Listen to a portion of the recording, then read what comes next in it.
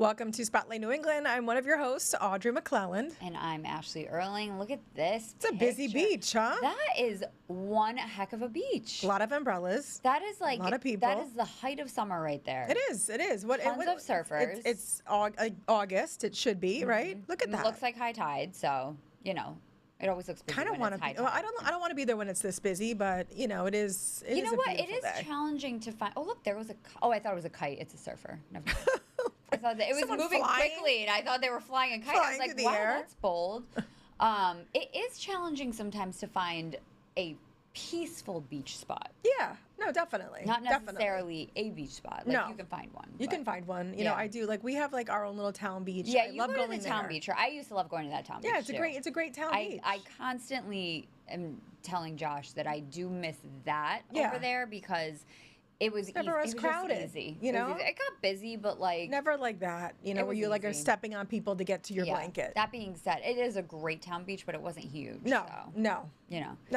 So we are officially midpoint of summer. And here's why I bring this up. I've been seeing this on social media, and you probably have too, because that's where we do so much. That's where we do most of our stuff. And a lot of people are like, oh, like end of summer, blah, blah, blah. Yeah. So if you actually like look at a calendar, we are officially not even technically at the midpoint of summer yet. Right. So if you're a glass half full kind of person, there is still tons of summer left ahead to of do. us. Yeah. I think one thing that like always throws me off is because of social media now. Like when I was a kid, we went back to school after Labor Day. It was always like September in the back of my mind. And now, I mean, my kids go back to school in August. Yeah, I think most kids do go back in August. Sometimes it's only for a day or two. Right, and it's just so different. But I remember, not even fathoming that kids went back to school in early August or even late July. Yeah. Like one of my friends, she lives in Atlanta. Her son started like literally 2 weeks ago. The South goes much sooner. So they're back. Yeah, they're back. They're all in. Yeah, so that makes you, that's true. That for other people, that makes you think summer's kind of like over. Right, but for us when we were kids, there was no social media, so you didn't know people were actually going to go back to school this early. Summer always felt like, this always seemed to me like, oh my God, we have so much summer left. Right. But now as an adult, I'm like, oh my God, like where did the summer go? I think what happens too is you do start to see like the back to school ads, and every industry has their timeline. Totally. So like, of course you're going to see ads for back to school. Of course you are. Like that is the time that people are shopping for back to school. That doesn't mean you're there. So it's kind of like one of those things where you have to live in your own world and put your brain where even like us, like we're always kind of looking ahead for different content for our shows, for social media, for things that you're doing with different partners. Right. So you kind of live a little bit ahead by the calendar. You do. You have to. But you have to kind of embrace the moment too. You do. And I remember like reading on TikTok, on TikTok, our news source, on TikTok, our news source, that July 15th is when back to school season officially begins for a lot of these stores, which it makes sense, right? After 4th of July. But technically, what do we have until September 22nd? Okay, is the last day of summer. We have a long time, so we do have like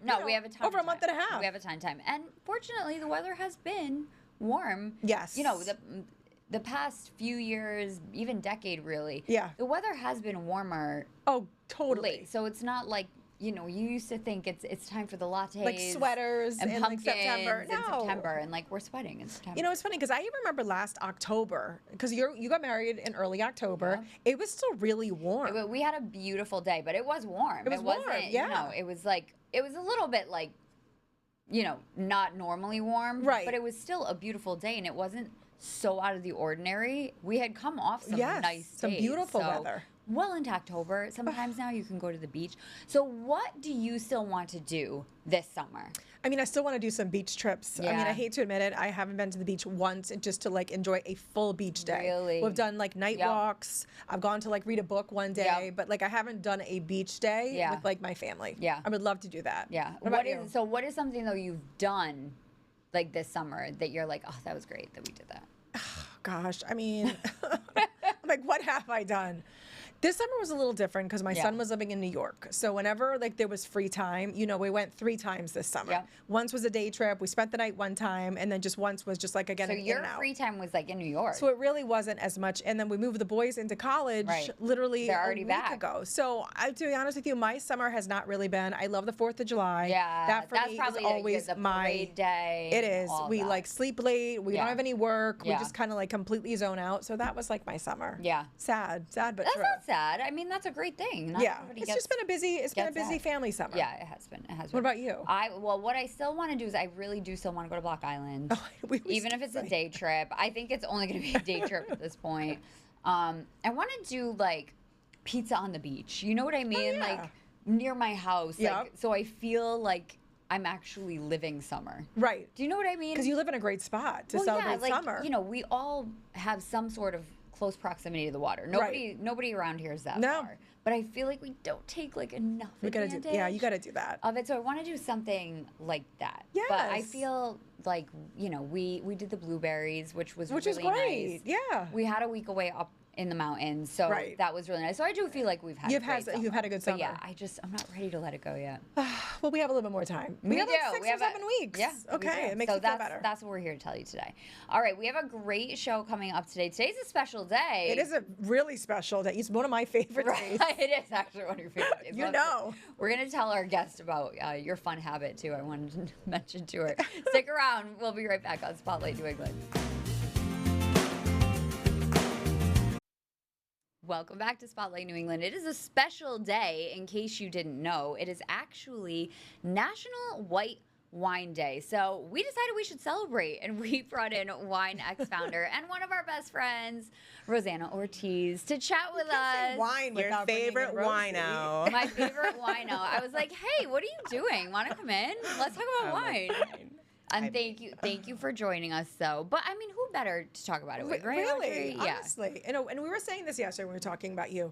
I've always known you just as a red wine drinker. I know. But you made the switch a little bit. That's really the headline here. That's the headline. Like National White Wine Day, and I'm here. I would drink red wine on boats when we go I know. Boats. In the past, like never. And like, I was down for that, too. Am I? Yeah. You like a red wine, I really do. Actually, last night, I still did have red wine because the season doesn't really matter. However, there is something to be said for in the summertime when it's hot, you sometimes just want a cold wine, and they're not. Start off with white. And you taught me something that I thought was interesting about the temperatures of wine. Tell us. Very true. So even my Cabernets and any reds, I need them chilled to like 58 degrees. Yeah.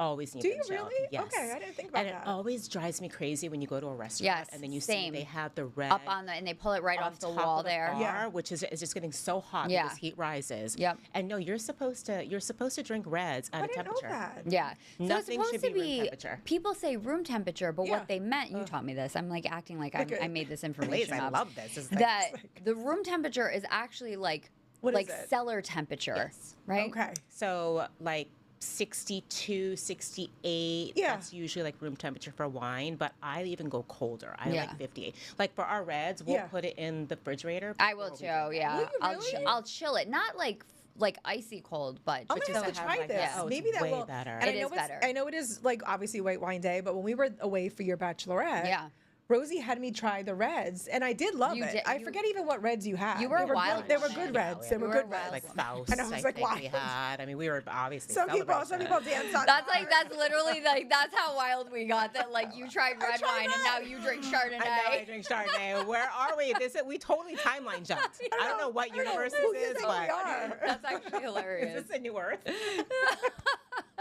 It's so true. But actually, to that point, you now have gotten me on to Chardonnays, which of all white wines, I thought would be my least favorite. Sauvignon Blanc, I've definitely been into. You love a Pinot I love Grigio. A Pinot Grigio. Yep. But Chardonnays are like where it's at. Chardonnay are really where it's at. So I did not like white wines because every white wine I would have was so acidic. Mm-hmm. And it would give me like that pucker. Yeah. And then it gave me heartburn. Yeah. You know, I didn't like it. It gave me indigestion. So I learned that Chardonnay, the Chardonnay grape and how Chardonnay is made, it's less acidic. Okay. So most Chardonnays are oak barreled, but a lot of them are also in steel.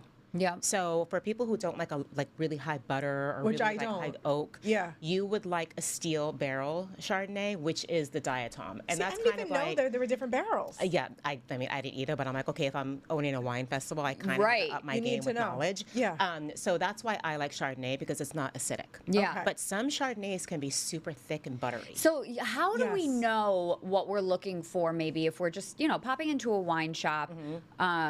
What are some telltale signs of what we should be maybe looking for on a label or something like that, so we don't end up with one that's one of those thicker that you don't like and you spend money on it? Yeah. So location for Chardonnays, I've noticed, is really, really important. So anything in Carneros is more high potent, buttery, thicker. Okay. And I'm not a sommelier. But this is sometimes important. I actually feel like that's easier to understand, because let's just talk on a normal baseline level about the wines, because that's the thing, we all love wine, but we are not necessarily educated in wine, but that doesn't mean we can't be know about it. No, and honestly too, everyone's palate is so different. Like Sauvignon Blanc drinkers, they're not really gonna like Chardonnay, because they can go ahead and take that bright crispness. And they're okay with acidity. Where Chardonnay to them is like yuck, like oaky, buttery. But I started out with more oaky. Okay. I was drinking Rombauer Chardonnay, which I still love. But the Diatom and the J. Lohr, these two are incredible because they are kind of balanced in the middle.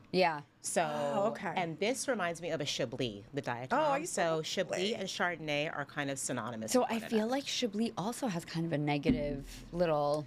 It's the same grape. That's probably why. It is the same grape? Yeah, Chablis, I didn't know that. Chardonnay grape. See, I have never loved Chardonnays, but now I'm thinking of it differently. It's try the different, so for instance, more steel barrel is That's more what I need to do. I think that if you're starting out with Chardonnay, let's say, I think steel barrel is a good way to start, because it doesn't have maybe all the nuances of an oak barrel, because that can get really complex. Right. So I feel like that's a good baseline to start at. Absolutely. And when you go heavier, it can be heavy, and you get it super ice cold. I've had a couple of Chardonnays where they're super buttery, and once they get warm, I'm it's like, bad. Like syrup. I can't do it. I definitely can't do it. But for other whites too, like the white Bordeaux, this has become an everyday summer drinker. Let's talk about this, because it's Bordeaux is the thing though that everyone's talking about. A white Bordeaux specifically. A white Bordeaux. And this is $20. It's, obviously French.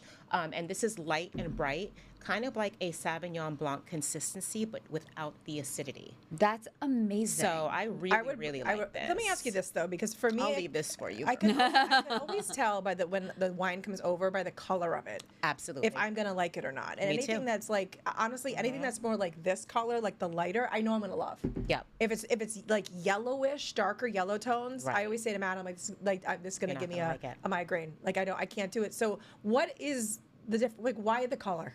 So I know more when it comes to color, when it comes to reds. Okay. Yeah. Because the reds that I like are super opaque. If I can see through it, I know I'm not gonna like it. You know you're not gonna like it. I know it. Okay. Like a Pinot Noir, I will know instantly. Yeah, you don't like Pinot Noir. Okay. No, I know can't you do it. don't. It's just too peppery. It's too thin for you. It feels non-committal. Are you white? Are you red? Are you rosé? Where are we going? Yeah, pick a side. I can't, just like rosés. I can't get into rosés. It's too non-committal. Yeah. What are you? They confuse me. But for whites, I know if it's lighter like that, I get nervous because I'm like, oh my God, is this Sauvignon Blanc? See? But I can smell it. And you can smell any wine and know exactly if you're going to like it or not. And I don't think that people, especially, like a novice in wine like I am, use their sense of smell enough where I can smell any wine and immediately know if I'm I never do the sense of smell. So I gotta start doing that. When you, kind of decided you were going to start up Wine X, and we'll talk about Wine X in a moment, but you took it upon yourself to go to Napa to do tastings, to kind of learn about it, learn about the industry. Tell us more about your experiences out there. I'm guessing maybe that's where you learned some of these tips too, of making sure you smell the wine and all of that. 100%. So I wanted to go out to Napa because I wanted to kind of immerse myself in that culture before, starting a wine festival in Providence. And I thought I was going to go into this really uptight, pretentious environment. Yeah. And I'm so glad I went the first time before I started WineX, because everybody was so welcoming and everybody was just so kind. Yeah. And it wasn't pretentious. Even like the higher end vineyards were not pretentious at all. Wow. So it completely changed my mindset, where I wanted to go ahead and parlay that into WineX, where people come and they feel welcome. Just like my style. Yeah, I was going to say that's kind of your like hallmark for your events. Totally. Like that's the ethos of any event that I do. I want everybody to feel welcome and not to be, I guess, nervous to try an expensive wine, or nervous that they're not going to get something right. It's not how it is at my event. So when I went to Napa and I saw that they were so welcoming every vineyard, I'm like, this is perfect. Now my mind, because I was nervous going, thinking I was going to be walking into like sommeliers and pretentious people, and it wasn't like that. Are they most families? A lot of the vineyards. A lot of them are family owned. Most of them are family owned. So that must make it. I don't want to say like homegrown. I don't mean it like that. No, I mean totally I do, does. but like it does make it. I feel like less pretentious to know this is like a family that you're walking into. A lot of them are legacies old, I would think. Exactly. And I love that you use that term, because I was just going to say that you start to learn like this is family-owned business for like hundreds of years. Like Stone Street. I really fell in love with Stone Street. I had no idea that Stone Street was named because Dr. Stone Street saved one of the family's babies. Wow. And so they named the vineyard after him. So it was Dr. Stone Street. And that's the thing with Napa. Like you get so many memorable stories and experiences. You might think like, oh, you go to one vineyard, you go to, they're not. They're so different. They're so different. And even J. Lohr, for instance, and I have a funny story about J. Lohr where I would always talk about like how I'm not really a J. Lohr fan. I didn't love it. Now it's like one of my favorite whites ever. And I was so, honored to meet Cynthia Lohr, from the J. Lohr family. And it's such a heritage, and they're huge, but she is still heavily involved. And, they have over like 42 wines or something insane. Which is crazy because we didn't know that. Had no idea. And she's a lovely human. And I texted her this morning and I'm like, look, I'm going to be showing your wine. And she's like, oh my God, you guys are lovely. So it's like everybody is just there, making, this culture and this legacy. Of course they're making a living, but you start to have an affinity for all of these big vineyards too. And I just love the, the stories behind it. It makes it so much more enjoyable and special and not just like, oh, let me find a wine I like. Like, of course you'll find a wine you like. There's so many wonderful wines, but then you feel a connection to them, and you've met people who are actually making the wine and care about the wine and can explain to you why this glass is different from this glass. And like, that's part to me of the wine experience, which is really what you're doing now with WineX. Exactly. And that's what I'm hoping that, we continue to do. And I think too, like, wine is such an experience. Like, we've enjoyed so many bottles of wines together, collectively and as my best friends. And it's like, everything's an experience, even the bad ones. Yeah. Right. Even the ones that we smelled, I'm like, that's vinegar. That we're not. We're not doing that. We're not. That never happens at your house, by the way. That might happen at my house, but that doesn't happen at your house. Our everyday drinkers are very inexpensive. No, but it's all the experience of wine, and I think that's what I want young people to understand about WineX, where you come and it's about an experience. You can't get that from smoking a vape or cigarettes or whatever. Like it's different. It's a cultural experience that you have fun with. Yeah, and I want it to be light. Yeah, like a community, I guess, is the word I'm looking for. Like you were saying, it's not really an individual act. Exactly. Which I love about it. Act. And, the past 2 WineXs have been so successful to me when it comes to the experience. And the grand tastings have been amazing. And all of the people that we brought in from, California and, other New York and Boston, I mean, I'm blown away by it. It really is amazing. And I know I'm totally going to be quoting like a Hallmark movie when I say this right now. I love it. But I also think, too, when you think about like a bottle of wine, until I like really watch some of those movies, the weather is a huge force. It's a weather. You start to think it's not just a family creating a business. There's so many other factors that go into a perfect harvest. If it's going to work well, if people are going to like it, if it's not going to like the formulation. You start to think about all these things that you don't even know, like to your point, what goes into these legacy old like vineyards that have been just providing wine for hundreds of years. Some of them centuries. That's Italian grapes, like centuries, and it's such a labor of love. Like the amount of moving parts, we have no idea. Right. And the chemistry part of it. Yeah. And then the marketing part of it. Yeah. And then having people purchase the wines, and wine sales are low. Yeah. And I think that cannabis has hurt a lot in that that regard, but it can't replace the experience and the culture of enjoying a glass of wine or a bottle of wine with your spouse or a best friend. And it's a completely different feel. Yeah, it definitely is. All right, we're going to pause there, but we're going to keep you, because we didn't tell you this, we're going to keep you until the end of the show. So stick around. We'll be right back on Spotlight New England. Yes, can we?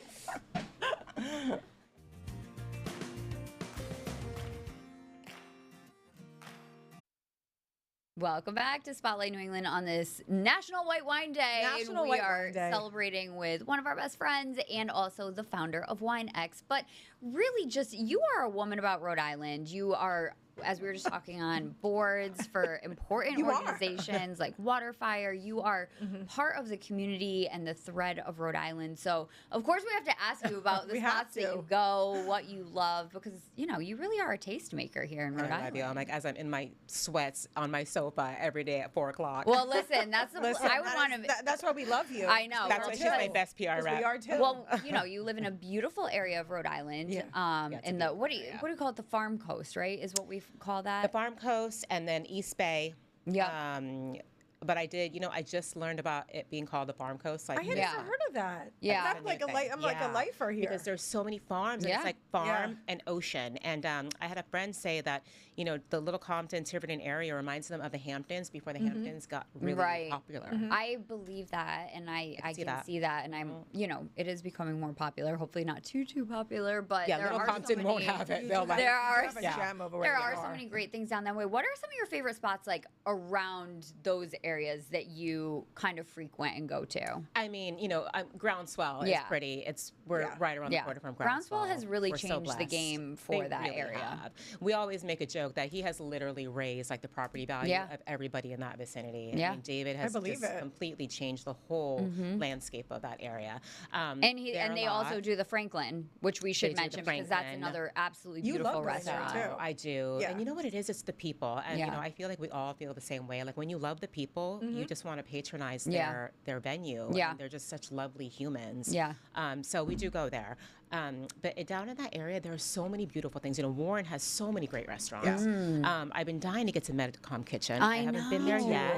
Me too. That should be our next we chicken have night. We have like a whole list of places we all want to go. Yeah, there's so many places, but we are kind of in like this little sanctuary area. We'll go to Westport a lot. Yeah. I know it's not Rhode Island, but it's really there right on We cover all of New England here on Spotlight. Okay, perfect. I love Westport. Love Hayden Aram. Yes, I love Hayden Aram. I think I just wanted to say that out loud because I used to call it Pat and Oh, we were just talking about this. Got it right. Hayden Aram. That means that you're you're the real deal. Right, you're a local. She's a tastemaker. She is a tastemaker. You're so silly. Hayden Aram. I used to say North Dartmouth or South Dartmouth. I'm like, now I got it. Hayden Aram. It took me forever to remember that. So that's a beautiful area. It is gorgeous. That whole farm area, it's pretty spectacular. It really is very special. I feel like it's the type of place, even when I drive out to go visit you, it feels like I'm like going on a drive to go on vacation. Yeah. Like it doesn't feel real. That is it doesn't feel real. Yeah. It's and it's funny because I obviously am still in Providence all the time, almost every day. My office your office is downtown. Main, right next to Parkside, which is another great place in Rhode Island. And that 41-minute drive home is such a release. Yeah. Just like it's pleasant. Peace. It's super pleasant. Yeah. And something about my mind, like when I get off 24, we are 17 miles from 24. Yeah. I don't think of it that way. No. So it's like when I get off 24, I'm home. You're home. Because your ride from that point on is beautiful. Yeah, it really is. It's like any season not, too. It's not highway. It's not, fighting other drivers and trying to switch lanes. It's like you start to see the water. You start to see people go a little slower. You're starting to see just a slower pace of life and, the ocean. And you definitely slow down. And I have a tiny house. I don't want people to think I have like this beautiful, like this huge house, but it's a nice little bungalow to escape to. Yeah, it is. It's fantastic. And then I had the Braga Bridge. I don't have like the Mount Hope Bridge. Right, no, not as scary, not as scary. Too. You don't even want the Mount Hope Bridge. I'm like, Braga Bridge is my girl. I know. Well, thank you so much for joining us today. We always love chatting with you. And thank you for joining us on Spotlight New England. You can catch us every weekday at 12:30. We will see you next time.